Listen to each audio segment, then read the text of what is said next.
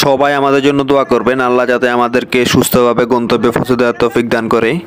আর আপনারা তো ভিডিওতে এই জাহাজটির অবস্থা দেখতে পাচ্ছেন। এই জাহাজের আসলে নাবিকটা খুবই বিপদের মধ্যে আছে। এই জাহাজটির নাম হচ্ছে গোলাপ 3। আর অতি দুঃখজনক একটা ঘটনা বলতে হচ্ছে যে আমাদের একটি জাহাজ ডুবে গেছে, জাহাজটির নাম হচ্ছে ইয়া এলাহি। আলহামদুলিল্লাহ শোনা গেছে জাহাজের নাবিকটা সুস্থ আছে।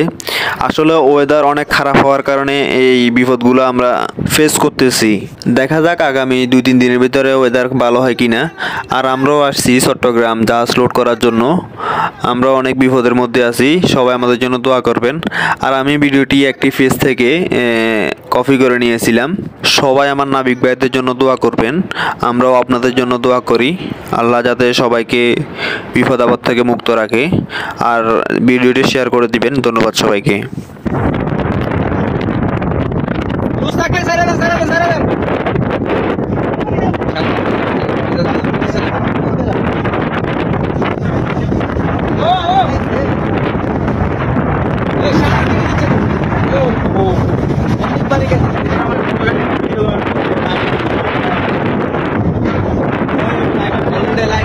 লাইটার অলরেডি একটা ইয়ে ভেঙে আছে।